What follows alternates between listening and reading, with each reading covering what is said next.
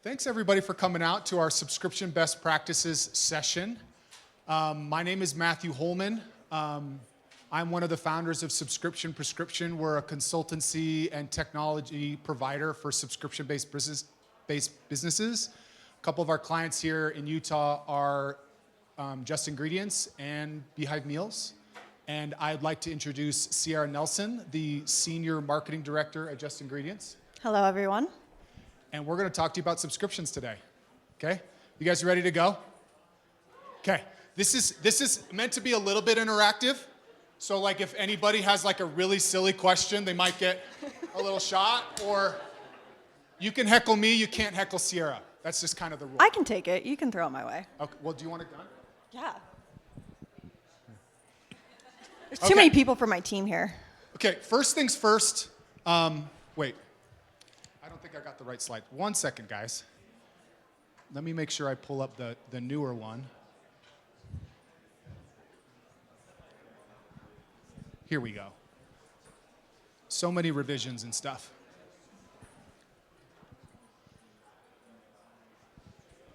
Okay, so we did our little introductions. I want you to think about, I have always at sessions like this, I want to think about takeaways. What's something I'm going to learn, apply, or use? So there's 3 things.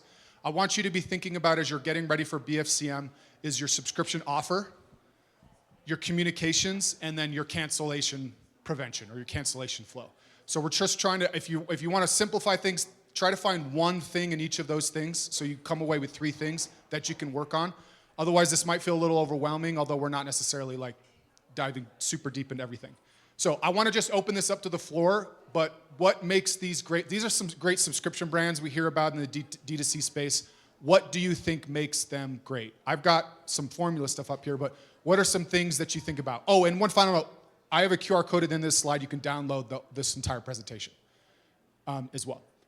What do you think makes these guys great? Product? Ease of subscribing. Ads, creative. What else do you think is like, how are these people growing? Why is Groons like going to do 300 million this year? Social media, marketing, brand awareness, replenishment cycle, subscription. Yeah, definitely. Okay.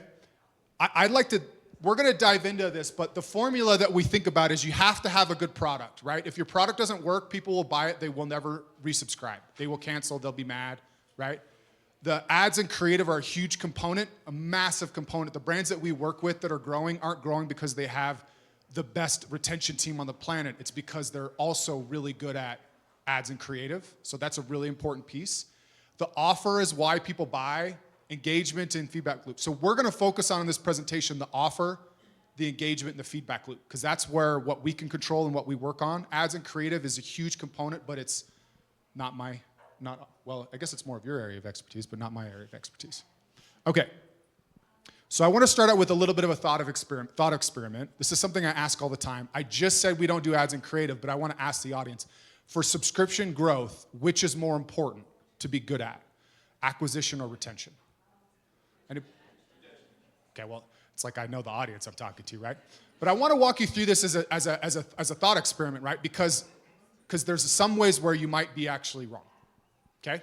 So what I want to walk you through here is this little funnel. So imagine you start out with 100 subscribers, your store's got a 5% conversion rate, and you have a 35% subscription opt-in rate. So if you get 280 purchases, 100 of them are subscribers. Okay? You guys following me? And then this is showing a retention month over month, and this is essentially the retention rate, which is pretty decent. This isn't fantastic, but it's not bad either. By the time we get to month 4, we have 55 subscribers left. Okay? So this is decent retention. This is what great retention looks like. This is single-digit month-over-month churn. So if you start with that same 100, but you're now at 8% monthly churn, you could see these much higher percentages. Month 4, you're at 72. So that's a 17% difference, 17 more subscribers. That's a big deal. But the amount of work to get from this retention to that retention is a massive lift, and often involves product, ads, all kinds of stuff that is really difficult for a brand to just go, hey, we're going to now become a single-digit churn brand. One of the best methods that you can do So with this good retention scenario, if we were to improve our conversion rate from 5% to 5.5%, we'd end up with 4 more subscribers by month 4. I'm shortening the math for you here. If we went from a 35% opt-in rate to a 45% opt-in rate, we'd have 14 more by month 4. And so here's just a very small jump. A 0.25% in conversion rate with now a 45% opt-in rate gives us 17 more subscribers by month 4. So what I'm trying to show you is the amount of work to go from double-digit churn to 8% a month or less churn is really, really hard. But spending some time on improving your conversion rate and improving your opt-in rate, which we're gonna cover, is gonna have the same effect on your business. Does that make sense to everybody? So in many ways, getting better at how we acquire subscribers is the secret to how we retain them. Okay, so when we're talking about offer is, the component is, I like to explain it, it's like design plus the value. So how are we positioning it with design so that it looks really great? Is it flashy lights? Is it a streamer? Is it a big arrow pointing at the offer, right? Whereas value is, what do you get? That's the price. Is it a starter kit? Is there a gift? It's like what you get with the purchase. So those are the 2 components of an offer. When we're talking about design, we really want to make sure we're showcasing the value. So design's job is to position value in a visual way that people can see and notice. So if you look on this example, this is one of my favorite subscription pages, and it has been for years, because they do a couple things really, really well. They contrast the price with a different color. They explain, this is something kind of tricky. It's a device with a refill on their heads, but they put that in the text right here. There's different colors, and they show you everything that's in here. It's very clean. This converts well. Okay? They highlight the savings that you get. Here's another example. Here's Groons, right? They're a subscription first. They are defaulting to the subscription option, and then they make sure they're using product visuals. If you click through all their pictures, you're going to see a lot of different versions of how people are using it, the ingredients. If you really want inspiration for this, I tell people, go look on an Amazon listing. You will see, because Amazon's so restrictive on what you can put on, people are really creative with the photos they put in their product listings, and a lot of Shopify-based brands aren't doing the same thing, but that's where a lot of your opportunity is. If you have cool ingredients that activate something in your system, you could have a picture of somebody being activated, right? If it's coffee, somebody drinking a cup of coffee with some words around it, right? So, okay. Then for design, it's all about also, this is one where we're positioning the offer strategically. These guys are doing bulk options, and you can see they're defaulting to that middle option. They're using a little bit of price anchoring, giving you 3 options, and they're directing a lot of people to buy that middle purchase option. And then the other thing that these guys do that I really like is they show price per strip or price per serving. That's a really key way to show that something's cheaper. If you buy more, the price per strip goes down. And you can see, again, they're doing the strike-through price. This is really clean and designed really well, simply, and then they do a big list down here, okay? So that's some of the stuff with design. Offer is really, again, what we're getting. One of the most kind of effective trends that we're seeing in the subscription space right now are bulk options. So I showed you on that example before. This brand right here, they basically we worked with them, we showed them this, they basically made this, they're very similar looking. They did this right before BFCM last year and went from like a $38 AOV to a $63 AOV. So their AOV went up, their conversions went up, but here's the beautiful part when I talk about the power of acquisition is they started getting more people picking their 3-month subscription option instead of their monthly. And I can tell you right now, I have not seen a single case where a 3-month renews at a lower rate than a monthly. 3 months always renew higher at monthly, meaning somebody has a monthly and they make it through 2 renewals or 3 renewals into that month 3, they're gonna say renew at a 45% rate, the quarterly will renew at 55% rate. So if you can get somebody to buy a quarterly up front, they're serious, they retain better. If you can upsell them after the fact, which we'll talk about, that works too. And then again, they're using design to make sure that they're showcasing that value. Okay, on the offer, a really common, a really popular method for those of you that are worrying about discounting, kind of eroding value, is gift with purchase. So this is like examples of Butcher Box. This is Magic Mind. And they're showing you all the stuff that you get. And then Butcher Box actually, in their process, they actually make you pick your gift at the front. So they're getting you excited right away, okay? All right. So this is the Just Ingredients product page. This is probably the 4th or 5th version we've had this year. We're always testing. This is not the first version. This is not the last. We're always working on redesigning this. So taking you all the way back to January, February of this year, we actually switched from being one-time purchase first to being subscription first. That was a Matt recommendation, actually, from a conference years ago that we were finally ready to try.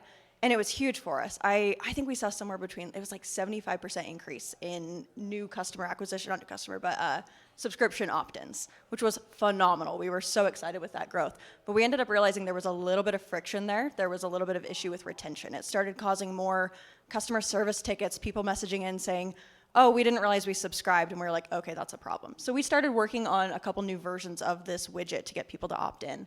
So that's kind of where we ended up around July. We wanted to make sure it was a little more obvious that you were subscribing and saving, literally simple things like turning that box around subscribe and save into gray. But even that we weren't the most thrilled with. We wanted to keep improving upon that. And so that's how we landed on this August product page feature. And just switching from what we had in July to August resulted in a 23% lift in opt-ins.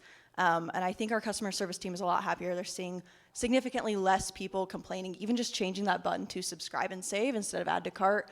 It just makes it a little more obvious that you're subscribing rather than just, buying a one-time purchase. So it's kind of been dual purpose there. We've made simple tweaks that have really made a huge impact. We haven't even done the beautification. I see some of those other companies and I'm like, oh, we got some ways to go. I know. I want to get all those flavors. We're getting there. Flavor buttons. We're getting there. Yeah. Please send all your suggestions, Matt.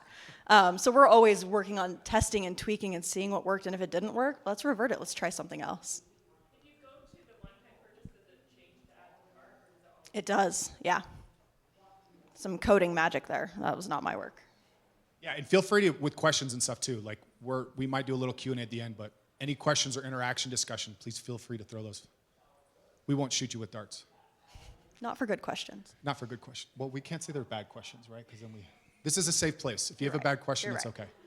Okay, so after purchase, right? So again, we covered so much stuff in the offer piece because again, that is where you should be spending a lot. Even as a retention marketer, you should be bugging your acquisition team. Hey, we can get more subscribers with a better offer structure and better design. But once somebody is purchased, now we're entering like the retention zone. And so what I wanted to highlight is some of the like key touch points that we get here. And I've got a bunch of visual examples here.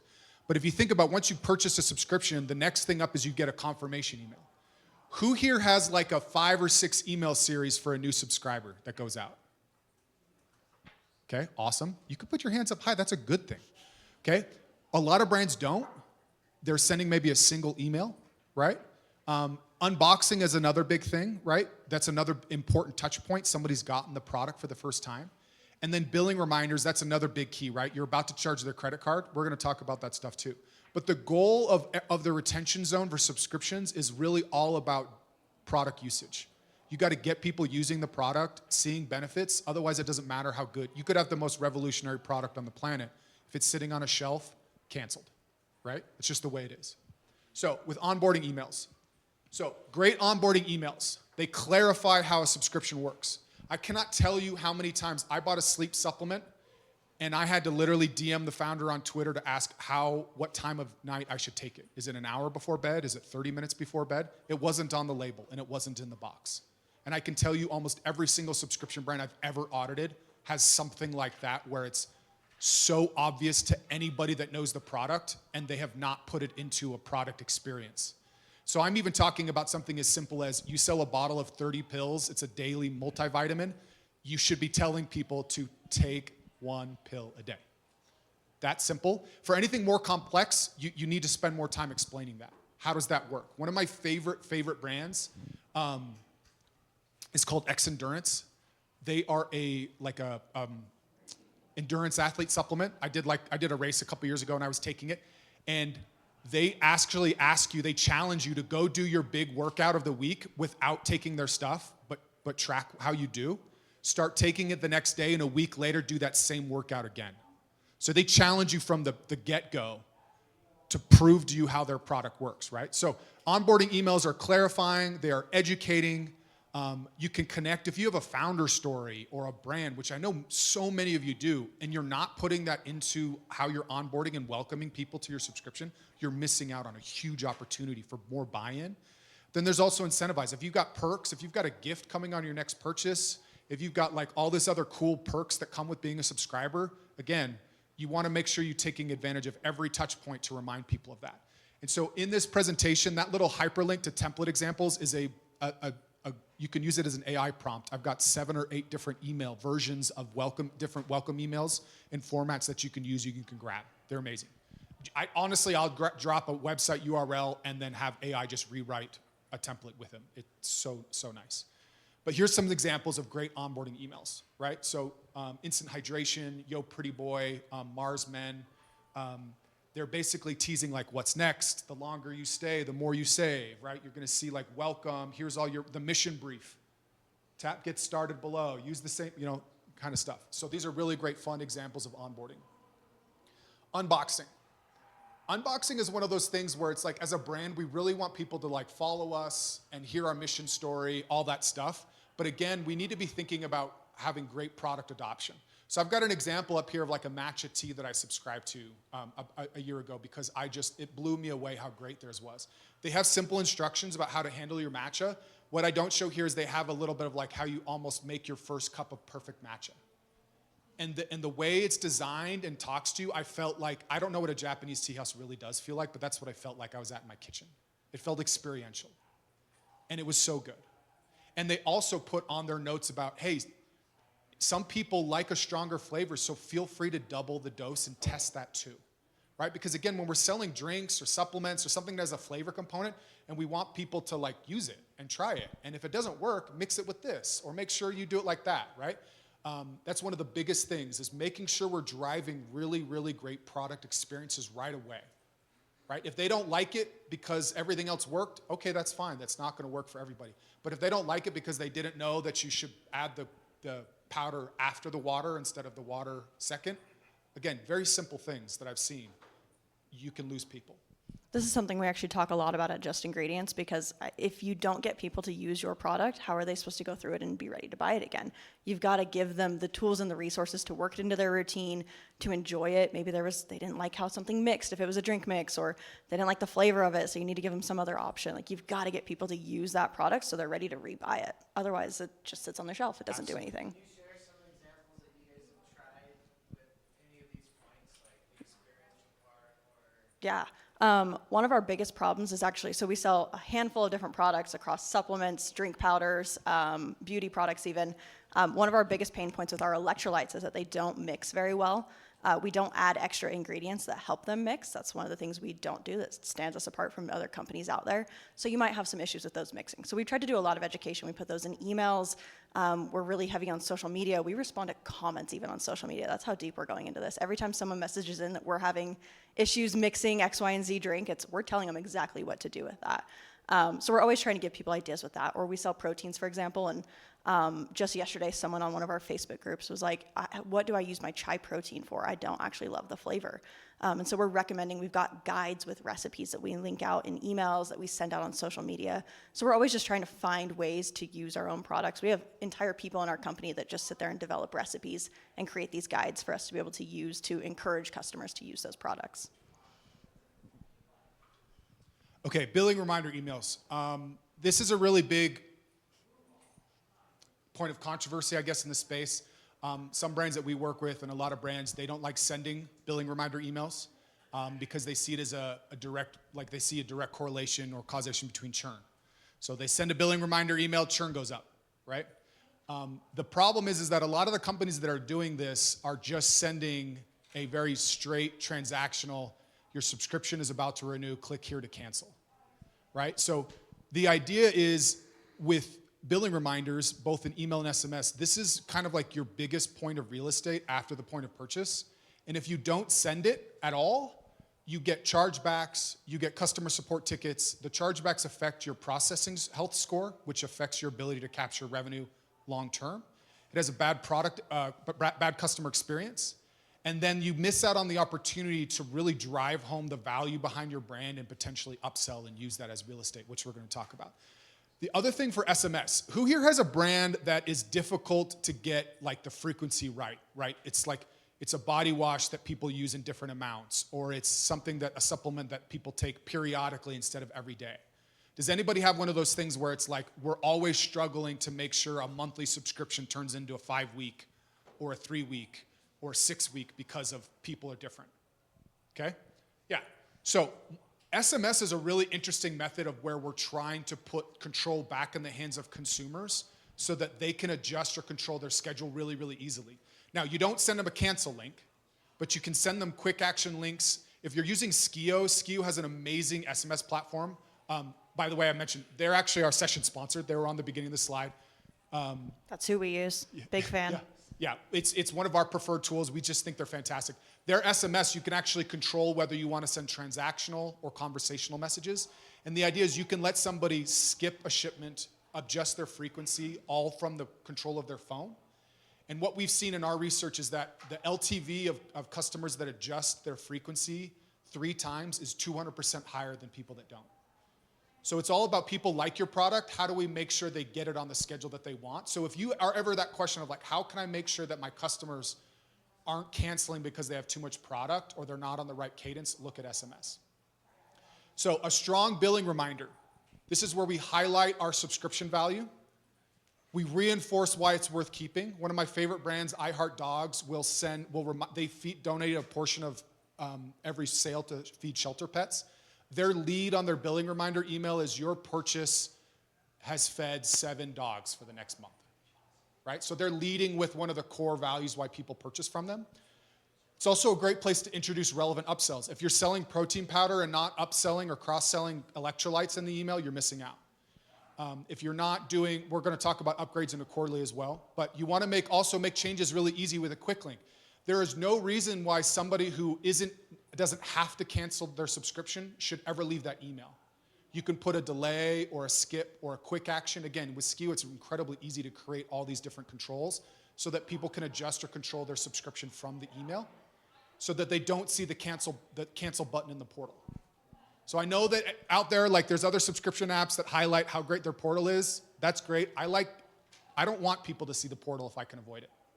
I want to do all my messaging and everything off platform so that people feel like, 1, it's easier, it's less clicks, and 2, there's no cancel button. That portal is where subscriptions go to die. Like the worst thing you could do is just say, manage my subscription and send them to that portal because that cancel button is an option. You want to let them take all their actions from their text or from their emails to avoid sending them to that portal. As great as they are, we don't want customers there. Yep. So here's a couple reminders, examples. This one on the left is a farmer, Dan. This is a real person, Heartstone Farms. He talks about like his farm and his family and the beef and everything in there. We've got another Marsmen example because they're talking about unleashing and your mission and your adventure. They lean very heavily into brand. And then we've got mixers here that's showing a lot of different controls, a lot of different options available to you. Okay, billing reminder. Yeah. So Just Ingredients even takes it a couple steps further where if we're doing a sale and it impacts subscriptions in any way, people can, add items to their subscription at that sale price. We're sending out special emails to people, letting them know that they can do that. So that's in addition to, the billing reminders that they get. We've also done quite a bit of tweaking to ours recently and really kind of supercharged some of our open rates, our click-throughs, our placed order rates. And then one more thing that we've done that we've had really good success with is we've started working with Zamo in the last couple of months. So that some of these like widgets where it says add to order just immediately lets people do even more with their emails. Most of the subscription providers out there, they have good emails already out of the box. Zamo just takes it a couple steps further and gives you a bit more options on what you can do to customize things for your customers to let them really just take control of their subscription. That's the name of the game with retention. Yeah, Zamo embeds with Klaviyo. So if you use Klaviyo, it's an add-on for that. They have a booth here, both Klaviyo and Zamo does. You should check them out. Okay, cancellation flows. I feel like it was a little hot here. I'm feeling a little sweaty, but we're going to keep pushing through because we've got a few more minutes. You gotta stay seated. Don't walk around. Okay, cancellation flows. Who here is losing sleep over your cancellation flow? Anybody? Okay. It's one of those things where I worry about it on a monthly basis. So you could spend all kinds of time and energy, and it's sometimes difficult to get really, really big lifts out of it. So it's something you should review periodically. So I always like looking at the current answers you're getting. So if you have an other that's coming up, you should be looking at those other reasons to see if there are reasons people are canceling that you are not addressing, right? We all know that people are marking too expensive, too much product, they want something different. But sometimes you might get something like my doctor told me I couldn't use it. Like we had a brand who was seeing that response. So then we created a treatment reason that said my doctor said to stop using this, and then we had copy in there about, it was a dentist, actually dentist. So we had a message from the ADA. They were an ADA approved product. So we could address that problem directly. So that's kind of the whole trick here with cancellation flows is that you should make sure you can be as specific as possible on the cancellation reason so that you can address that reason, right? So here we've got a couple different examples of say like too expensive, you can offer a discount. If they have too much product, they can delay and discount. If they want a different product flavor, they can swap. That's how we found out a lot of people were like, I didn't realize I signed up for a subscription was that other category.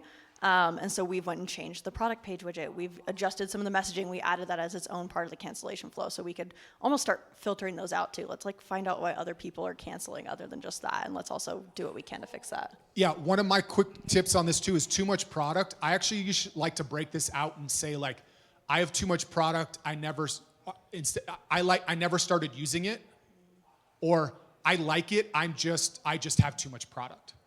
And so if somebody says I like it and they have too much product, I'm gonna try to offer them a delay, like, hey, delay 2 weeks, kind of thing. If somebody says I never started using it, then I'm gonna put copy in there about the benefits of using it. Hey, here's some incentive to keep your subscription, like skip this order, take this discount, but go use our product. So that's, again, kind of the goal with being really specific with our cancellations.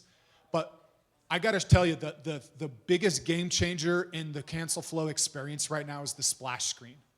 Right, so I've got an example up here from Instant Hydration, another Skio customer.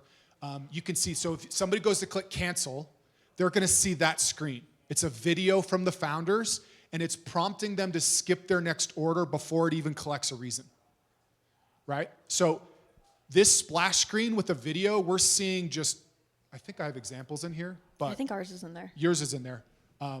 But we had a brand that was like around a 5% save rate. They went to a 16% save rate when we added in a video.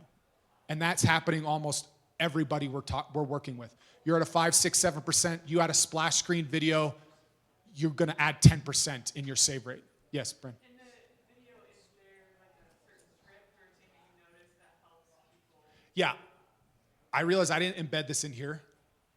I have a template for that. I actually have an AI prompt for that as well. But it's really just about how, it's honestly, it's not rocket science. If you have a founder-led brand, the founder should be saying like, hey, thank you for subscribing. We started our company because we care about helping X.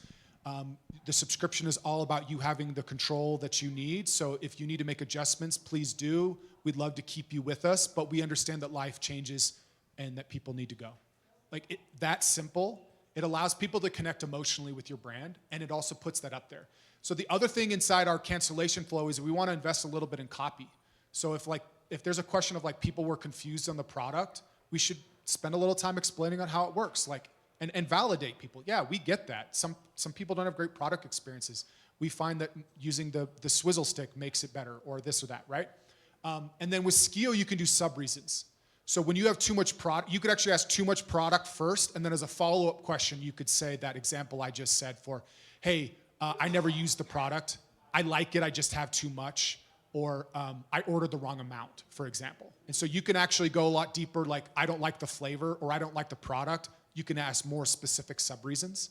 And then again, one of the most beautiful things too is we create this catch-all in Skio with a discount where if they go on a journey where they don't see a discount option, because sometimes that happens, they are still a discount offer at the end to kind of as a catch-all.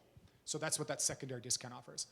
Now, you go ahead. I'm just gonna listen to myself. So we just barely implemented this a couple weeks ago, and we've been absolutely impressed with this. I mean, this is thousands of dollars in savings that we're seeing every month just by having this one splash screen up. It's a 107% lift in save rate. We don't even have the video yet. We are a founder-led brand. Nailing her down to get a video out of her has been a little tricky. We're working on it. We've got a script. We're going to get some time on our calendar, and I'm excited to see how much more this even changes once we add in that video. But just adding this screen boosted our save rate from almost 12% up to 24%. So just you're leaving money on the table if you're not doing things like this. It's very simple, just messaging that really hits people at the right time. And again, this is before they even give you a reason. So this doubled their save rate. It was awesome. It's phenomenal. Okay, so at the end of the day, great subscription programs, like one of the biggest things too is feedback. So I highly recommend looking at post-purchase surveys, tools like Bestie or No Commerce, and adding those into your tech stack to asking questions about why people subscribed. What are some of the reasons that they're excited about the product, or use cases you can get more information. Periodically surveying your customers, try to get more information. What do they like? What do they don't like? This can become UGC that you use for educating people, like an onboarding, right? You can use a quote from somebody or a review, but it's also a good way to stay in touch.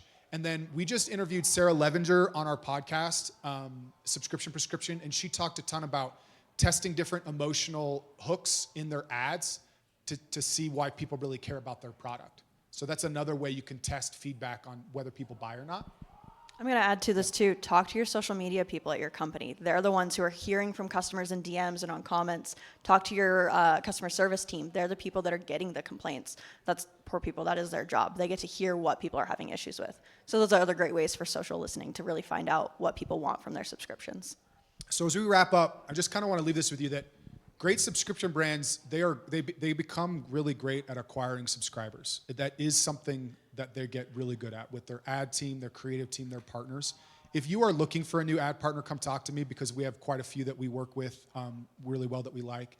But it really does come down to a great product. I can literally look at your cohort retention and probably tell you if you have a product fit or not. Good retention long-term is based off of quality product. People from month 3 and on stay because they like your product. And then great at engaging with subscribers. This is the communication element, the onboarding element. If there are questions or issues with adjusting subscriptions, you're putting those controls into an email or an SMS. And again, a lot of that stuff is easier than you think, depending on the platform you're on. Again, it's really easy to set up. If you have any questions technically about any of that, let me know. Thank you so much. This little QR code you can scan to get a copy of this presentation. You can learn more about what we do at Subscription Prescription at that website. Skio is here. They have a booth right out here if you're interested about amazing subscription experiences. Nick and Liv, do you want to wave again? They're just an amazing partner and love the product that they've built. There's a lot of other cool stuff they did, but we didn't want this to be a full product demo for you guys. But I highly recommend you checking it out. This is how we're winning with them. So thank you. Another quick plug for Skio for 2 seconds here.